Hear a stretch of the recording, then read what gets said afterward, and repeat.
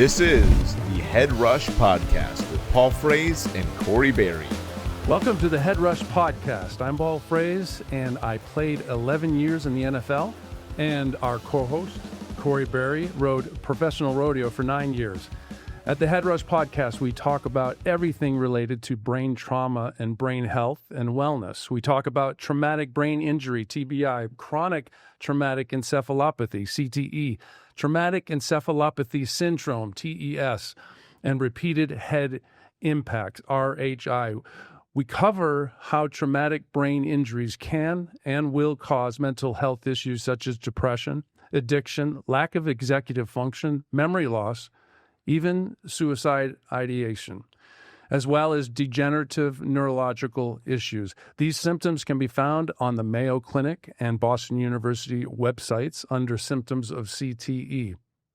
Our mantra is how to cope and find hope, and we focus our energy on finding therapies and sharing hope through education and by raising awareness. Good. You didn't mess up on encephalopathy this time. I usually do. You usually do. Today we have a great guest, and I really got to say thank you so much because the people we were supposed to have on had an emergency and had to cancel. So I made a phone call and she said, sure, I'm available. We met her.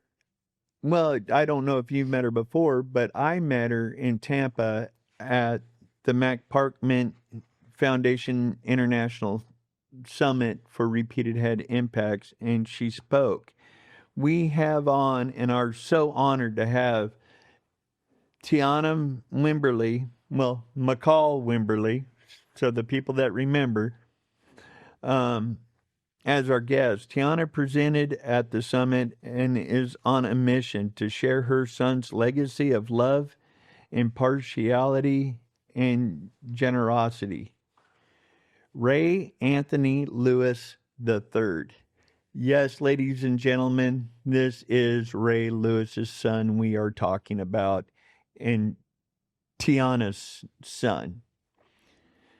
Ray Anthony Lewis III was the firstborn, son of Tatyana McCall Wimberley and NFL Hall of Fame linebacker Ray Lewis.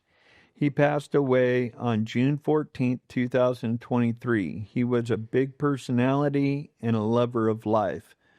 As they call him, Ray Ray, as he was affectionately called. I'm messing this one up bad. He's a people person who loved all people unconditionally. God, Paul, you just... we just got to read the script, so... Okay. The McCall Lewis family dedicated... The McCall Lewis family decided to continue Ray Ray's legacy of love, impartiality, and generosity to keep his memory alive by establishing the RL3 Foundation, a nonprofit 501c3 organization. And they strive to support those things that Ray Ray was passionate about: children, football, and music, while also educating and supporting efforts on the prevention of those issues that impacted his life: chronic traumatic encephalopathy, CTE, and related mental health issues. Tatyana, thank you so much for joining us today. We first talked with you about coming on the HeadRush Podcast in Tampa. Paul has some ties with Ray Ray's father, being a member of the Baltimore Ravens during the 1998 season. Paul has also lost a son, and that was due to myotubular myopathy. He had a rare muscle disorder, and he was one of 55 known cases in the world when he was born. And actually, that was he was born just 3 years before I joined your team, the Baltimore Ravens. And I may have met you at some of the functions, interestingly, years and years ago, right? That was a long time, and I had a lot more hair, and it was brown then. So But it was, obviously it was a thrill. It was my 11th year in the league, and I got to play with the Ray Lewis. So that was pretty cool. I met him at Peter Bulware's Bible study. That was the first time I met him. So, Tatyana, what a privilege to speak with you. And we're going to dive deep into the foundation in a bit. The Wimberley Lewis families are football families. And you are a football mom. I would Absolutely. Absolutely. God, her former was Well, yeah. And one of the NFL greats. So she's more than just a football mom. She's like lived football. Exactly.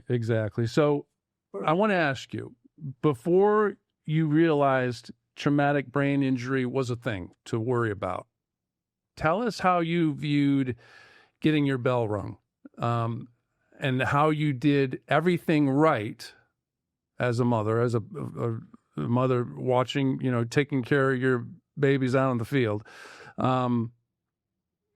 Tell us about that.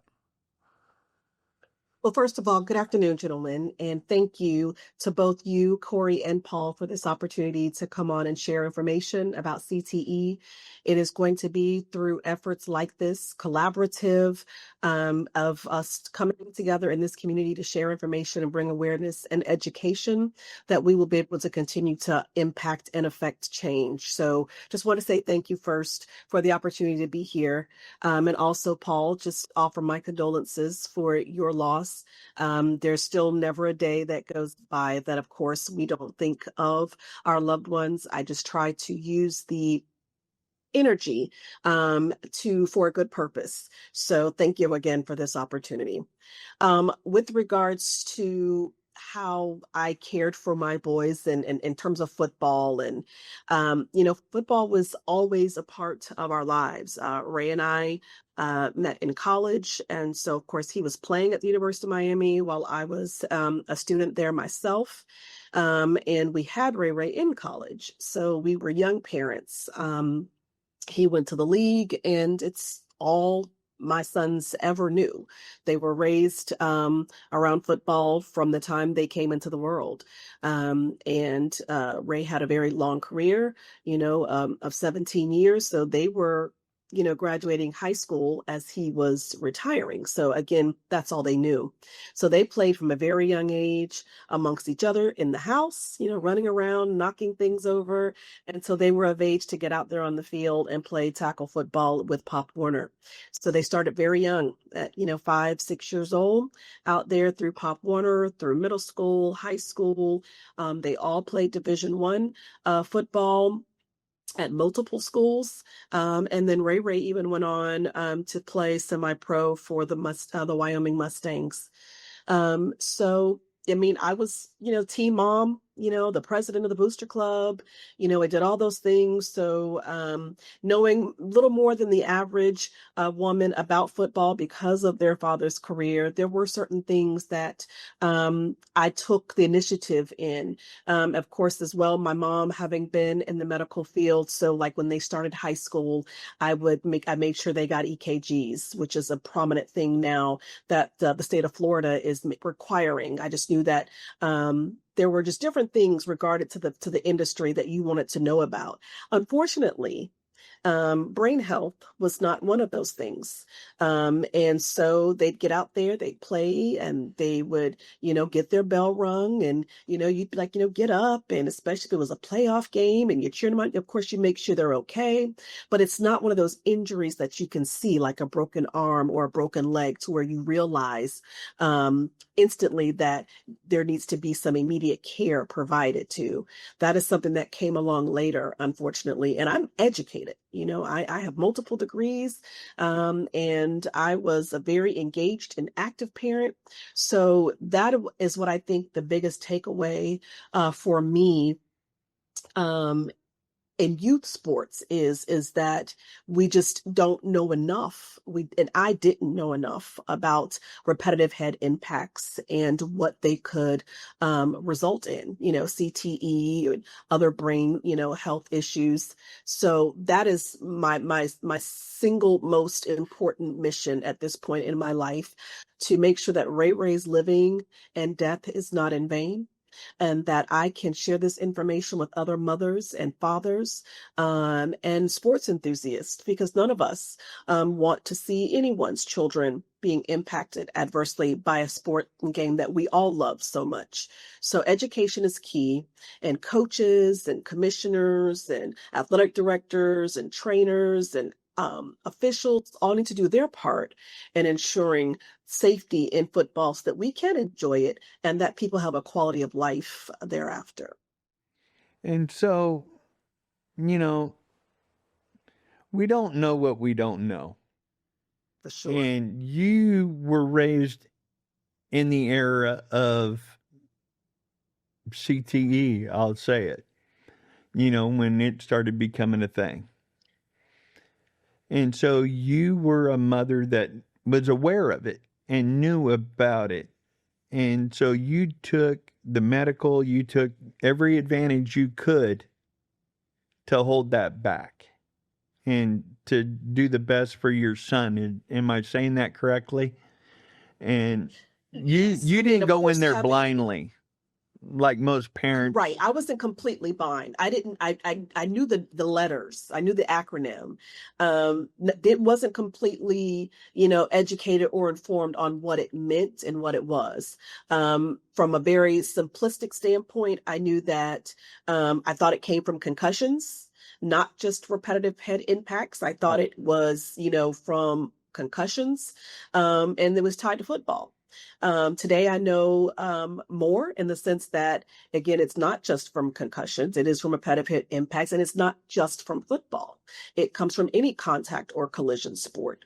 So while football is the particular arena and playing field for my sons, it's impacted by, soccer and headbutting of balls and hockey and boxing. So I think it's, again, important to recognize it's not a football disease or issue, if you will. It's related to contact and collision sports across the board. Correct. And that's where I got to, I'm almost to the point that I hate talking about CTE, because the only time you get diagnosed CTE is when you're dead. Yes. So I like repeated head impacts. I like traumatic encephalopathy syndrome, which I am diagnosed TES. Been through the CTE evaluation center. As a matter of fact, I go next week down to San Antonio to see my doctor and get my annual evaluation and everything they run me through. Now, you have, is it 2 other boys or 3? I have 2 other biological sons with Ray. Ray and I had 3 sons together, but I also had an adopted son, Ben DeLuca, who played football as well for his whole life. His father was a football coach and played himself before Ben, came with me, and he played for the Chargers. So he played collegiate Division I, and he even went to the NFL, had a stint in the NFL, and then he went to the UFL, or what's the XFL now. So all 4 of them have been playing for their whole lives since they were 5 or 6. Do you worry about them at all, or have they been, I'm sure you still worry about Ray and Absolutely. anything coming up and above.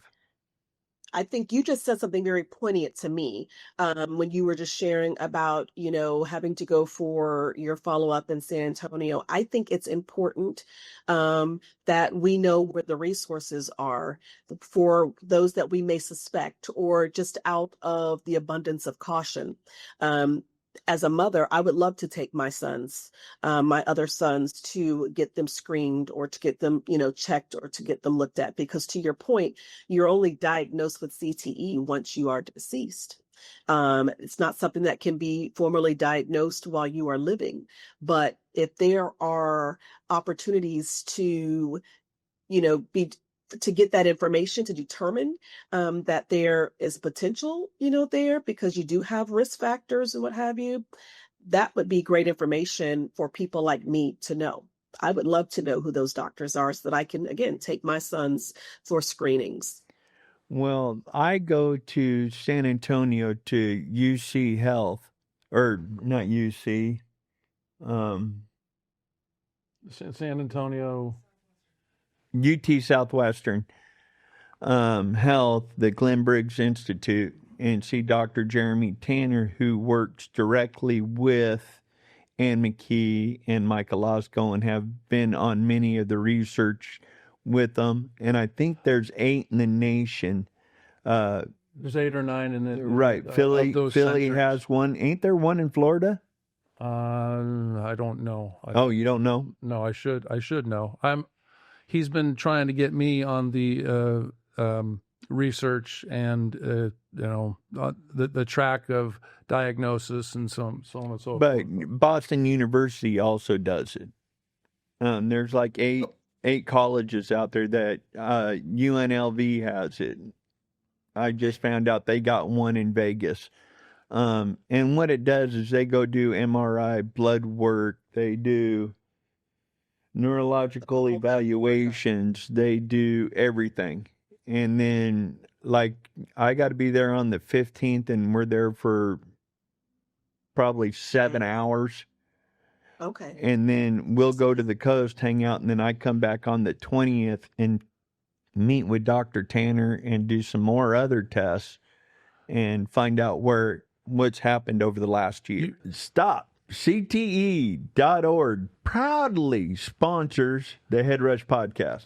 Karen and Doug Ziegel, they are founders. Karen founded the Patrick Grisha CTE Awareness Foundation, and they are one of the most comprehensive websites regarding repeated head impacts and chronic traumatic encephalopathy. They work with legislature. They've been doing this for about 10 years. They're the grandparents of CTE in my book. So don't knock it. StopCTE.org. You mentioned Florida is actually requiring each EKGs for the kids, for all kids, and probably all sports, I'm sure. Do they require any baseline for neurological testing yet? They do not. So there's an organization called Who We Play For that has been moving full speed ahead in terms of getting the EKGs part of the requirements here in the state of Florida. And Evan, who runs that organization, has done a remarkable job, him and his team, with that. I currently am working with Bruce Parkman, though, and Representative Kimberly Daniels out of Duval County, to do a bill for informed consent. So it was really Bruce's baby. I make sure I give him full credit, and we've kind of collaborated and tweaked it and modified it a little bit, and kind of made it the Mac Parkman and Ray Lewis III Act that we're hoping will get introduced into legislation in 2026. The bill was filed recently, and so we're working with Representative Daniels, and I'm not sure who's sponsoring it on the Senate side of the House just yet.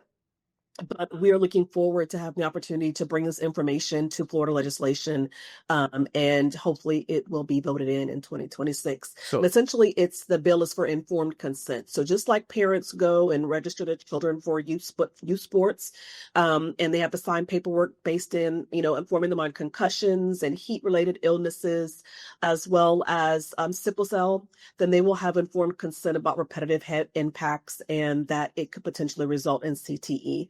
Just so that whether it triggers them to go learn more, or if it just, puts it at the forefront, letting them know. I mean, of course, playing football can get a broken bone, a broken leg, or what have you. They need to know that it can impact their children's brains as well. If they continue to sign them up, then great. But hopefully they will take preventative measures, or at least in the event when there are concussions, we're not just pushing them back out there, that you take the proper protocols for the brains to heal.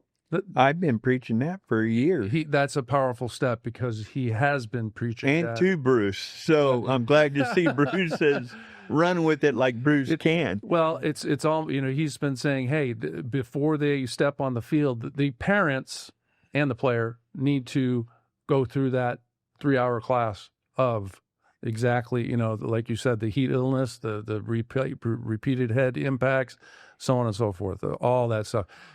Now, I think and correct me if I'm wrong, you still have one of the boys playing football. He's of age though, I believe. Is he playing semi-professional or both of them?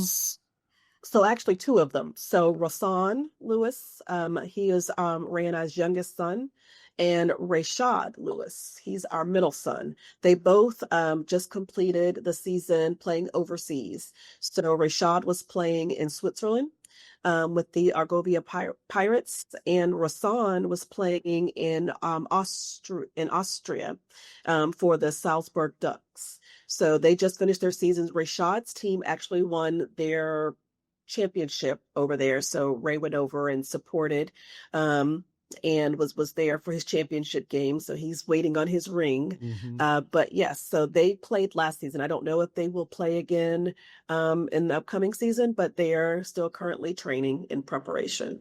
So since their eldest brother was diagnosed with CTE, what has that done for them in playing? And I'm sure they're eating omega-3s like crazy. They're doing everything they can to reduce their head injuries.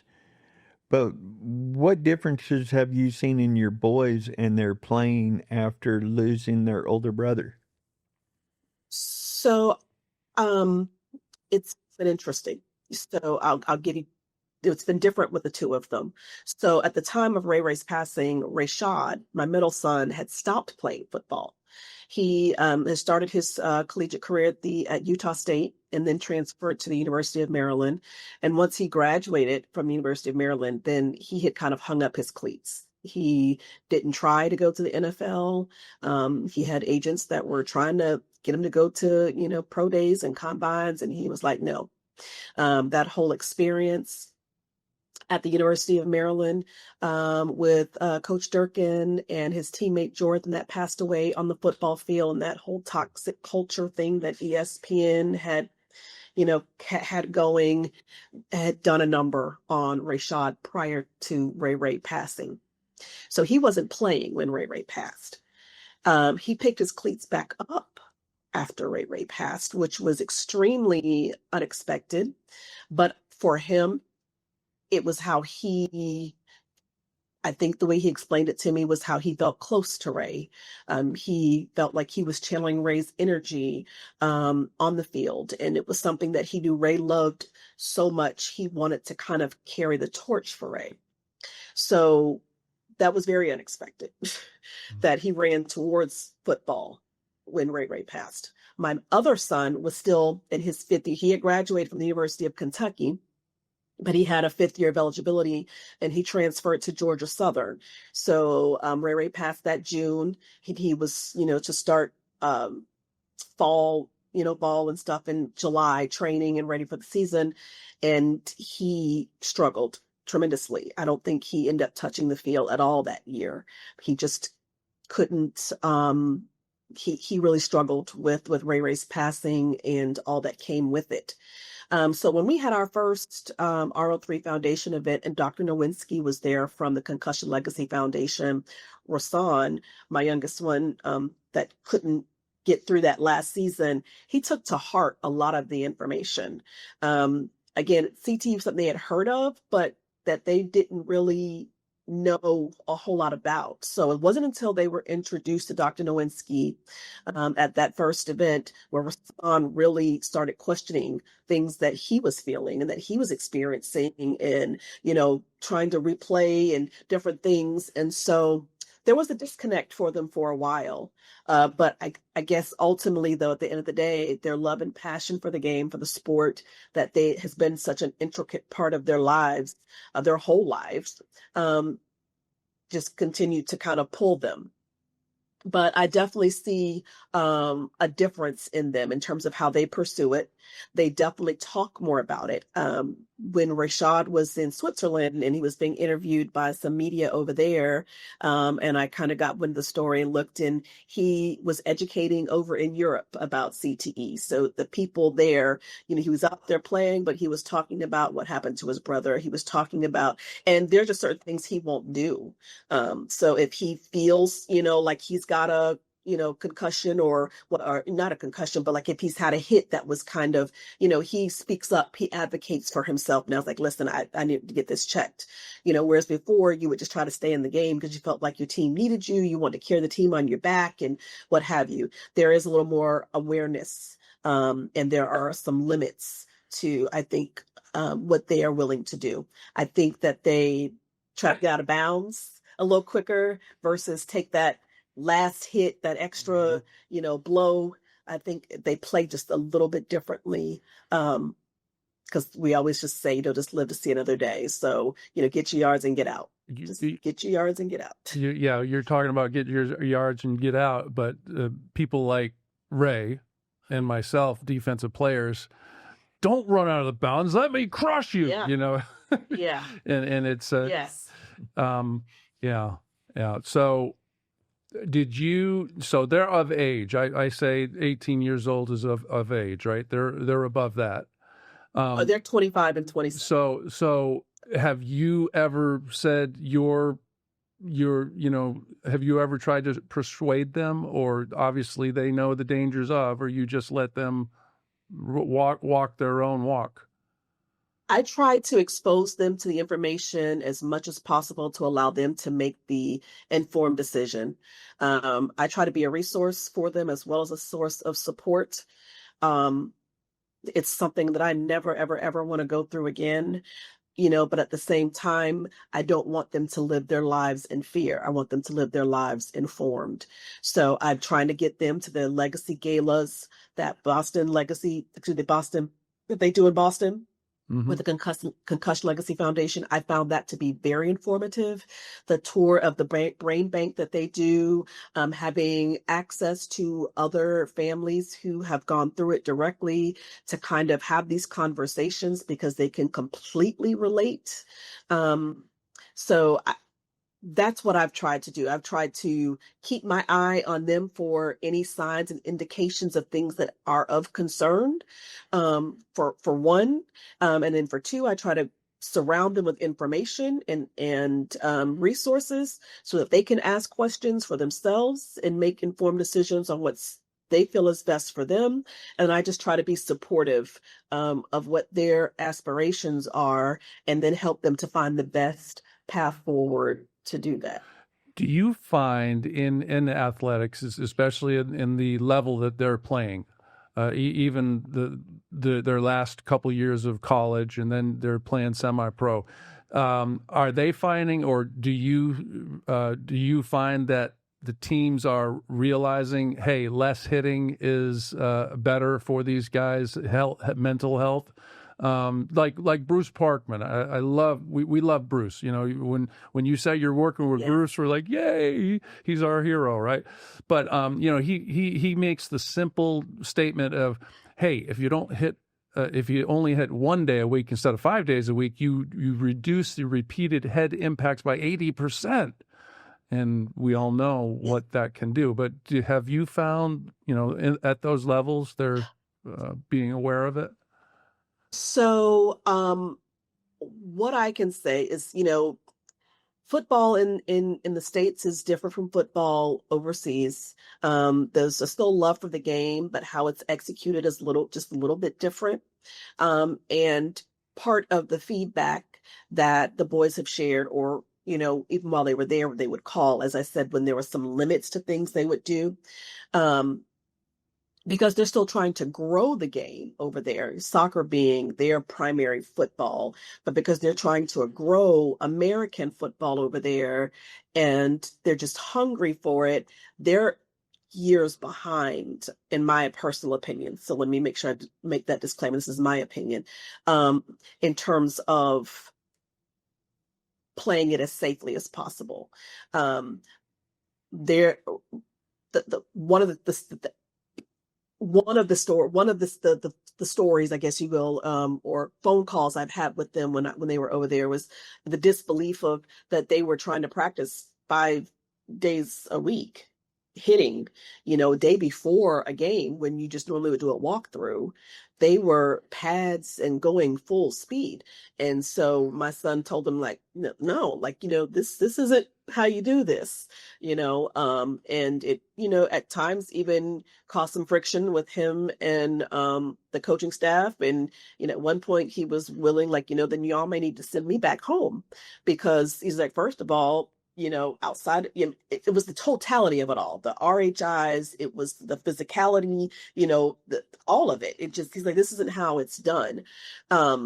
So I can't say that overseas that it's completely, because they're still trying to rev up the game. They're still trying to, build the sport over there to the level that they want.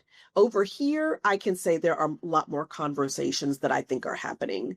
When Warren Sapp came to our first year event, our CTE brunch that we did year one, he talked about his role with coaching with Coach Sanders, with Dion out in Colorado, and how he was doing things differently as a position coach. So I think it takes those type of people having those kinds of conversations, being willing to state it's okay to do it different, and you can still be successful and still be competitive, but that is what's going to take to make it safe. You can't have these babies out here, hitting 5 days a week and think that that's okay. You have to modify how these practices are executed. I know they don't do the Oklahoma drills anymore, and you don't do 2-a-days anymore at the collegiate level, so it's those type of changes that are going to be most impactful. My husband, Marcus Wimberley, he's the head coach in the Jacksonville area in Orange Park, head football coach. And he has, over the years has been modifying, but then especially since Ray passed, it has taken a toll on him as a coach and how he's approached practice and how he looks at doing things and what's most important in terms of safety. So I think it's going to take continuous conversations, podcasts like this, webinars, foundation events like the summit that Bruce does, the 3-day motivational weekend that we do for RL3, just all the different organizations that have a vested interest in this, continuing to make good noise about how to do it safely. If you've been told it's all in your head, but deep down you know something is wrong, listen closely. Brain fog, depression, anxiety, irritability, even PTSD. These are not just mental issues. They may be signals of neuroinflammation and hormonal disruption, root causes that traditional medicine often ignores. At the Millennium Health Centers, founded by Dr. Mark Gordon, they have helped veterans, athletes, and everyday people restore brain function using a medical process called the Millennium Protocol. Take their free brain health assessment at tbihelpnow.org and discover if inflammation, not weakness, is holding you back. You're not broken, you're unbalanced, and balance can be restored. Well, and you just answered one of the questions I was getting ready to ask, is that your husband's coach, Ray's a Hall of Famer, your boys are playing. But between, and you being a matriarch to football, kind of, I don't think you're old enough to be called matriarch, but you're older than I look. You're football royalty. You're football royalty. And you mentioned how your husband now, how he has changed his methods in coaching because of all of this. How about Ray? I don't know if he's spoken up about it, if he's open about it with his ties to the NFL, or how he thinks now and what he does. And if you don't want to say what he thinks or thoughts, that's fine. And so I definitely don't want to speak for Ray. Right. Ray speaks very well for himself. But what I can say, as parents, that the grieving process has been difficult for both of us. And we grieve a little bit differently. My method of managing my grief has been pouring everything I have into getting answers, into making sure that there is change associated with Ray Ray's name. That is, how I process and connect the dots to why God let this happen and how I got here and why us. I'm a firm believer in my faith, and to whom much is given, much is required. And despite this very painful loss, we are a blessed family. So I try to channel those things into making a difference. And Ray does the same in his own way. So outside of the RL3 Foundation, prior to the RL3 Foundation, he had his foundation, A Ray of Hope. And so I do know that he has been using that to focus on the mental health aspects that are inclusive of CTE. So he has been doing, definitely, as he goes around the country and speaking and what have you, he has been sharing Ray Ray's story in his own way and continuing to bring awareness. Last week, when University of Miami played Florida State, go Canes, he had his RL3 hat on, prime time, to make sure that in little subtle ways that we are continuing to bring visibility to the cause. So he's definitely doing things his way. But he, as we all know, Ray speaks very well and very loudly in his own way. But he has, he's very much a part of RL3. We are co-founders of this foundation and our events that we do annually in June. He is there, and we are engaged in the community to bring awareness from a grassroots level up to, the higher echelons of the industry. But then he also has his foundation, A Ray of Hope, that he uses in his hometown of Lakeland, as well as Baltimore and other areas, to kind of bring awareness to mental health as a whole. So you mentioned Dr. Nowinski. So I was having a conversation with him, I don't know, 10, 12 years ago. Before he was Dr. Nowinski, he was just Chris to me. So, but we're sitting in a owner's box at a football game, and he's taught, and I know his stance. I had been through the biomarker test 10 years ago at Boston University trying to find biomarkers for CTE. At 47 years old, my brain kind of went bonkers. So I knew what was going on, but I told Chris, I was sitting there right in the middle of the game, and I said, "Hey, Chris, I know it was not good to run my head into a 300-pound guy over and over and over and over again, but I chose this, Chris. I got to take some of the blame." And he says, "Well, Paul, think about the 7-year-old kids that the parents strapped the helmets on," and he didn't say this 10 years ago, but Corey and I have grown to know that the myelin sheath that protects the brain is not even developed in the prefrontal cortex until your late teens, maybe mid-20s. So I've morphed from my idea of, okay, it's football, and we take the damage and with the good, but in going to, you know what? Flag football is a great resource until you're 14 years old. And now I'm like 15. He's 15. And now I'm like, and we were talking to Brett Favre. He came on. He started trying to get tackle football out of the Pee Wee leagues 2 years after he retired in his hometown. And I'm to the point where, and I've said it before, where if the parents are educated about the brain health and awareness and the mental health issues and the brain damage that can be caused by repeated head impacts, and they still let their kids strap on a helmet at 7 years old, that's a problem. How are you? Paul, yeah. go ahead. Ask the question. No, I was just. How do you feel about Pee Wee football at this point?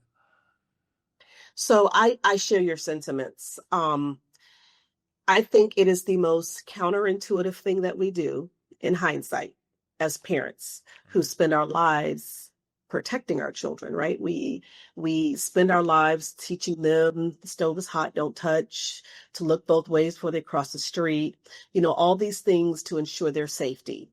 But then we put them out there in tackle football, where they're at risk for these repetitive head impacts. So to your point, yes, if you are like my sons now making the decision to go out and play, that's their right, their choice. And and there's a level of responsibility that they would then have to assume for any consequences. But it was 100% my responsibility, mine and Ray's, if as the parents, for putting them out there and introducing them. They don't know at 4, 5, 6, 7, 8, 9, 10, the consequences, cause and effect. It was our role and our responsibility as parents. And so had I had the information, I may have made a different decision. I can't say, 100% or definitively that I would not have, because, again, we still sign the paperwork about concussions and put them out there, let them play. We signed the paperwork about heat illnesses and put them out there, let them play. And that's what Rashad's teammate at the University of Maryland ultimately ended up, it stemmed from a heat-related illness. He was out there, he was overheated, got a body temperature 105, and then his liver shut down, liver failed, and he passed away. So these things, you still know the risk. I think the challenge was not knowing per se the risk. So,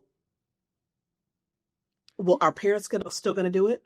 Well, once they sign that letter of informed consent, absolutely, they are. Unfortunately, because nobody really thinks it's going to happen to them. You always think it's going to be somebody else. I don't know if that's just human nature, which law that applies to, but you never think it's going to happen to you until it does. And then once it does, and it's experiential, you have a different level of respect, you have a different outlook, you have a different worldview. So there will be some parents, many parents, probably most parents, that will still read the informed consent and allow their children to play.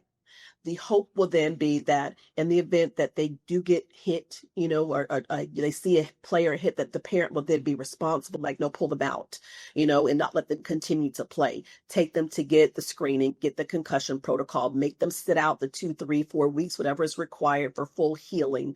We wouldn't throw them back out there, with a broken leg in 2 weeks before it's fully healed. So hopefully the informed consent gives a different level of awareness, makes them more cognizant, and more engaged to try to prevent. Maybe they will then speak up more to the coaches. No, my son's not going to be out here hitting 5 days a week, so that's part of the hope, because it's not going to, I don't think it's going to, there may be some that will be like, absolutely not. They're not playing anymore because they probably really don't want to play anyway. They're already afraid of the contact and what have you, and that will take them over.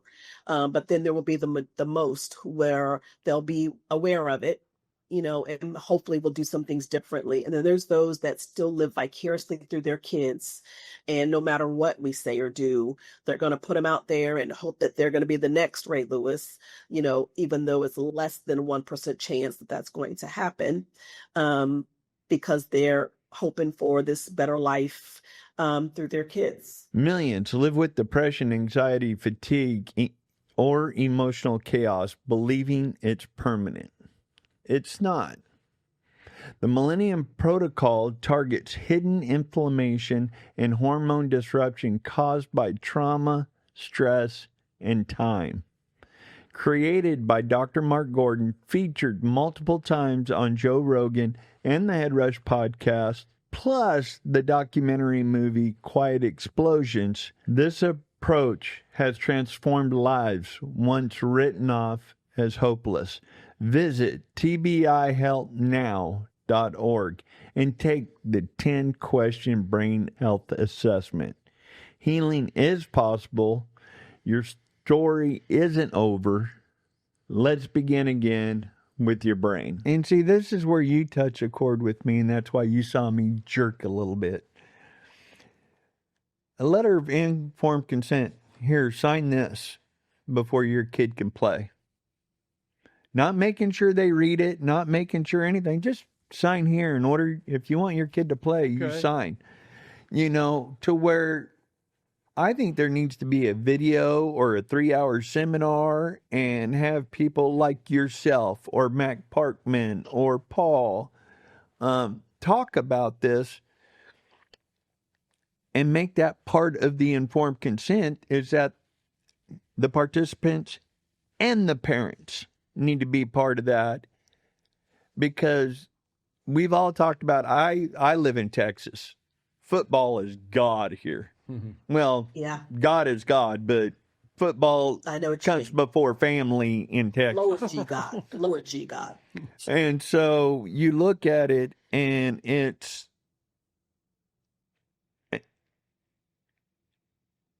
you either got mama that's gung-ho football and dad's okay, or you got dad that's gung-ho football and mom okay. You have them both there. One of them's going to be somewhat logical. And you show them pictures of damaged brains and say, Mac Parkman, 17 years old, this is what his brain looked like. You know, Patrick Risha, this is what his brain looked like at 23. Ray, this is what his brain looked like. And you show it and then say, okay, now if you want your son to play football, sign here. Mm-hmm. So, Corey, you will be pleased to know that it is not as simple as just a form. I gave you a very short, abbreviated version, but there are other elements to the informed consent bill that was submitted, inclusive of having an RHI day, having a CTE day at different times. So the CTE day we were suggesting would be in June. The RHI day would be in September, giving 2 specific times of year where we provide that education and awareness. Just like you've got mental health awareness, month, and, all the other, days of designation. But there would be also that education piece for the adults that are affiliated with sports, so that they would have to be required to have trainings, just like coaches have to have concussion training, and they have to have CPR training, and they have to have defibrillator training, all those different things. They would have to have CTE training and CEUs. So those elements are part of the bill. I just gave you the short version, informed consent, and but that's those awesome. are aspects that we have included in there, and it would need to be through some type of certified or CTE affiliated organization, whether it's the RL3 Foundation, the Boston CTE Center, CLF, Concussion Legacy Foundation, Bruce Parkman, and there were some others that Bruce named that he wanted in there that I was not personally familiar with. StopCTE.org, I'm sure, is in there. Examples of organizations that they could turn to, so the state could consider how to establish those requirements. It's definitely it's a huge cultural thing. You're talking about that, hearing about it and saying, oh, okay. But until you see it, and yank him off the field, or he or she off the field, and say, hey, that's it.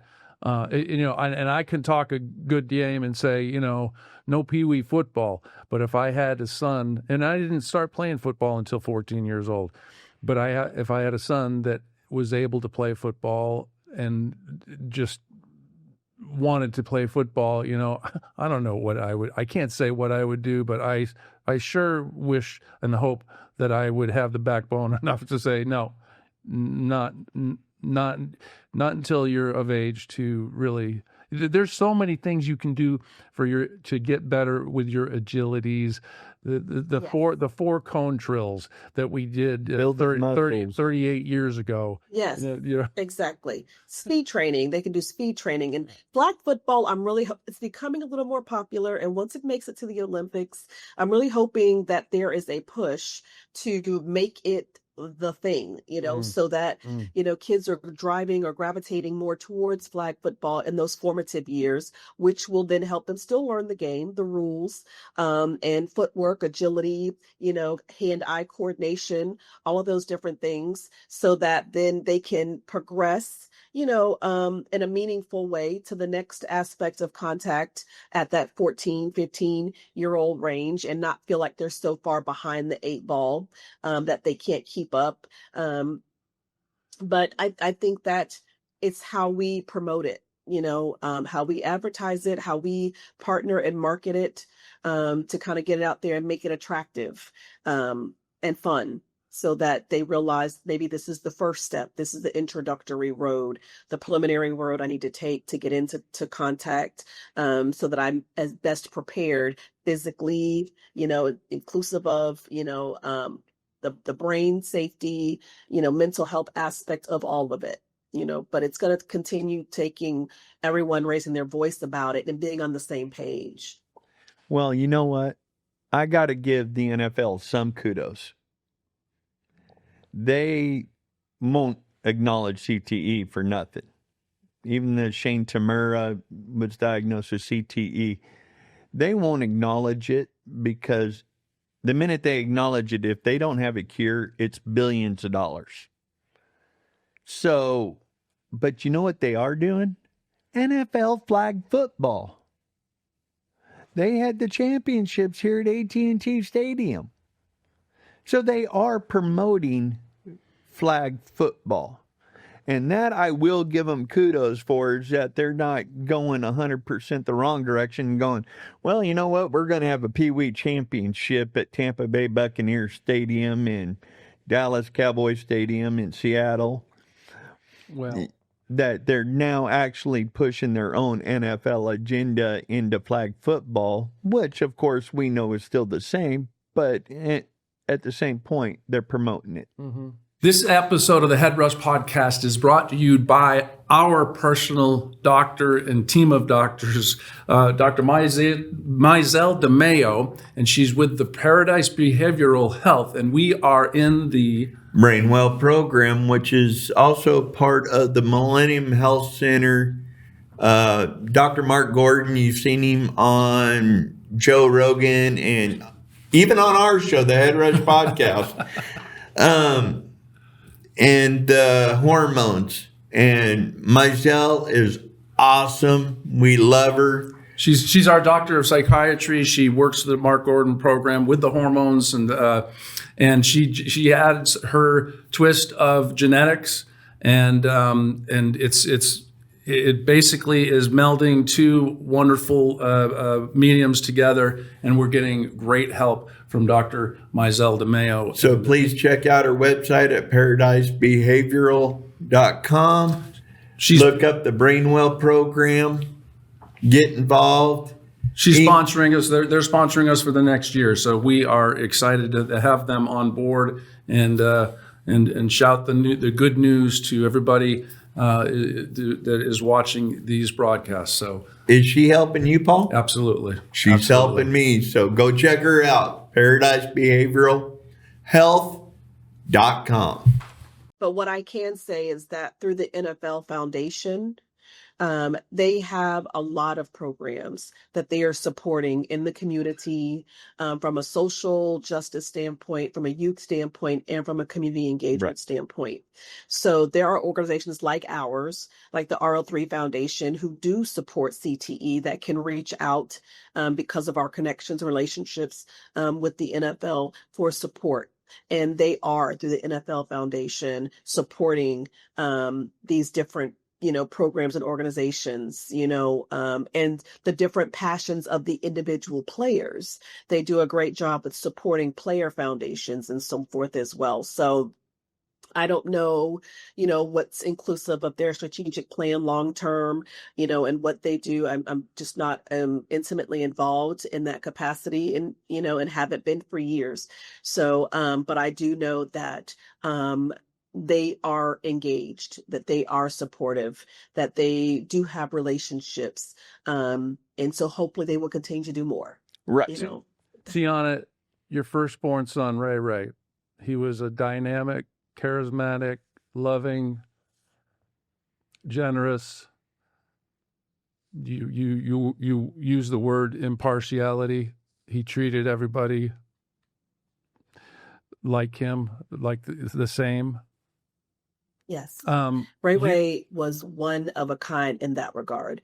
I think that was one of the biggest takeaways as I stood at his homegoing service, and I looked out into that church where there were hundreds of people that were there for Ray. And I say hundreds, it was really close to about 1,000.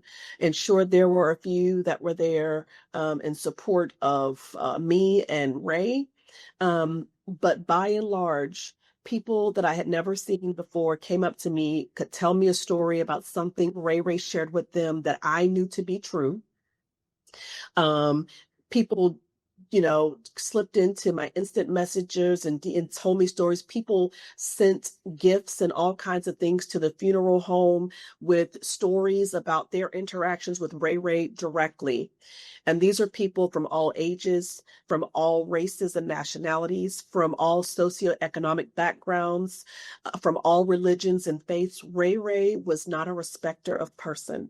He was someone that embraced all people, whether they were homeless or whether they were up in Canton, with his dad. He loved people and he just did not discriminate. He saw the best and the good in everyone. People who may have had addiction, or people who were Bible toters, from it didn't matter, where they were in this spectrum of life. Ray just always saw the good in people. And that was such a life lesson in that moment for me, to see in his 28 years, something that we as adults can't seem to get right, especially in this day and age. And he just saw the good in people. So that has been something that has dwelled in my spirit. And so that word impartiality was intentional when we established his website, because that was truly the essence of who he was. Just loved people. He loved life, and he was very impartial. Tell us how you carry on his legacy and grow his legacy through the RL3 Foundation. So we established the RL3 Foundation, and those that are interested can go to the website, which is RL3Foundation.com. And it is to bring awareness to CTE and related mental health issues, such as you stated in the introduction, things related to substance misuse or abuse, suicidal ideation, behavioral, cognitive issues, all those things that come in play with mental health issues. We have a fentanyl epidemic going on in this world. So when these, young men who are having these issues related from CTE are getting a hold of these substances out here in the streets, they think they're getting one thing and they're getting another that's laced with something, and one pill can kill. And so the foundation tries to support all those things in ways that are reflective of Ray. Ray loved football and kids, and he loved music. Music was his outlet, as he would write music and perform music and original lyrics based on things that he experienced in his life. So the RL3 Foundation, we do a motivation weekend, the first weekend in June every year. Next year, it will be June 5th through the 7th. It's always in Orlando. And it encompasses, again, weekend of events, including CTE, Sneaker Ball, where we bring in various experts and subject matter experts and families. So we had Corey Brown's family there this year that shared a very emotional, impactful story of how their father is living with presumably CTE and how that's impacted their family. So we try to educate, about what CTE is. We try to have some fun with our football activities. Ray and various NFL players, former players come out and coach the kids. And we host a 7-on-7 tournament for high school football teams. It's open to all high schools that want to register to come and participate. And they win CTE prevention grants or awareness grants because our high schools are underfunded. So we've got coaches that are out there having to share helmets with players, which means they're not, they're being overused. They have to be reconditioned. They need guardian caps. They need all these different, testing for concussion protocols. So we provide funding to the teams that win first and second place on our 7-on-7 tournament for those specific uses in their football program. And then we close the weekend with a music festival because, as I said, Ray loved music, and music has a healing component, power to it. So, and the music festival is a big festival, so it's family friendly. It's all types of music. We have country, we have gospel, we have R&B, we have hip hop, and it's open to the community. They come out. There's bounce houses for the kids. There's food trucks. Ray is there, and like I say, various other NFL players. So it's a weekend of motivation and education. We provide free Narcan, so that no questions asked. We do what we can do to save lives and to bring awareness to CTE and these repetitive head impacts. So we are, again, can be found online. We are always looking for sponsorships. We are always looking for those families that have been impacted, musicians who are aspiring artists that may want to perform. All the information is available on our website for you to go and reach out to connect with us. And we hope to continue to do the work and to save lives through the RL3 Foundation. Thank you so much, Tiana. And I can't thank you enough for coming on today. Ambia was supposed to be on the president, but because of an emergency, they can't. Our next episode we're filming today is my wife, Susan Berry, and Brandy Winans. And so this is going to become a caregiver day for about Ray, now my wife, and Brandy coming up. And I got to thank you so much for coming on in such quick notice, and I sure do appreciate it. I know we love and always end the HeadRush podcast on a word of hope, because with this disease, I don't suffer from CTE, but I got TES, and Paul is suspected. We love to share the hope and awareness. Can you share with our audience your word of hope? Oh, so my word of hope is that, I can do all things through Christ who strengthens me, because there's no way that it is the strength of my own that carries me from day to day since Ray has passed. It is not me that makes it, from one moment to the next. But it is the hope and the strength of a power that is greater than I, that gives me the portion of strength that I need from day to day.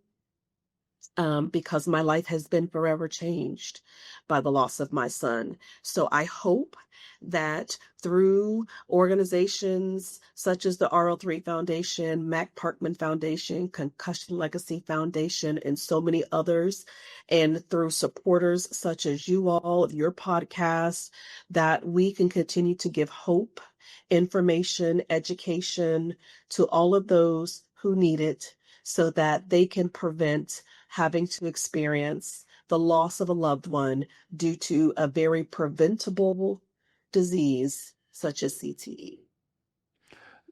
Tiana, every time we have a guest on, we think we can't beat it, but you have outdone just everybody that we've had on. So thank you. It's a privilege and an honor to speak with you. and the things that you're doing with RL3 Foundation, they're unmatched, and they need to be done. We need to yell it from the rooftops, the mountaintops. We're big fans. We'll be talking about it, and obviously we want to have you on again someday, and so you can promote maybe before some of your events. We'll get you on at least to promote and talk about it and talk about what you're doing. Love the initiative of the signed consent. Love it, and love the fact that you're teamed up with somebody like Bruce Parkman. You guys can move mountains. And I'm sure Karen Siegel, the Patrick Kershaw Stop CTE awareness. I'm sure they're on with that with you, because Bruce and Karen work very tight together. Bruce, Karen, and Doug. And they sponsor. There were some additional names that he gave in terms of organizations that we added to the bill. I didn't personally know them, but he definitely felt like they would be of value to make sure they were inclusive. So, but I just want to thank both of you for thinking of me today. And, I know that God orders my steps. And so I'm glad that I was available. And I'm grateful for the opportunity. So thank you again for thinking of me, and thank you for the work that you all are doing to continue to shine a light on this. And whenever I can be of assistance, please don't hesitate to call. I love it. Thank you. Thank you, Tatyana. I appreciate it. So another great episode. Another great episode. And this is awesome because it seems like all of our great episodes are from the mothers. Of those affected. Not so much fathers. Bruce is very passionate. I will give Bruce everything in the world. But man, we had Perry and Bruce on our podcast. Matter of fact, there's downloads Monday. And the way Perry, oh my God, she's speaks a mama about bear. Mac Mama and bear. Everything, it heightens it. It's kind of like, I'm sure if Ray Lewis came on and talked about it, which I'm sure he would do very passionately, but getting the mother side of things, whoo, that's how you change mountains, is you get mamas involved. Am I right? It's like me. I put my daughter, how old was she when I put her on a sheep? 6? 6 years old, I put her on a sheep and a bucking chute at a junior rodeo. And his sheep jerked forward and she banged her head on the chute real bad and started crying. And the gate man looks at me and I said, kick the latch. I paid her entry fee. She's at least going to hit the dirt. And out she went and hit the dirt. And I sit here. And then I put kids on mini barebacks. And I sit there and now I'm sitting there going, how big of an idiot was I? Wow. It's what we don't know is what we don't know. We don't. Yes. There's no manual. Right. There's no manual. And, as we live and learn, we can't take back things we've done in the past, but we're doing now what we can do. We are educating, we're sharing our mistakes and, the things that we've learned, our lessons learned, and hopefully someone will latch on and do it different, but because we can't turn back the hands of times, but we're doing what we can do today. And that's Praise God. That's great. Amen. So Amen. Thank you, Tatyana. Thank you so much. Thank you all. Appreciate it. You have a good evening. Yeah, go ahead. Thank you. You all as well. All right. Bye-bye. This podcast is for general information only and does not constitute the practice of medicine. The use of this information and the materials linked to this podcast is at the user's own risk. The content of this podcast is not intended to be a substitute for professional medical advice, diagnosis, or treatment. Users should not disregard and delay in obtaining medical advice from any medical condition they have, and they should seek the assistance of their healthcare professionals for any such conditions.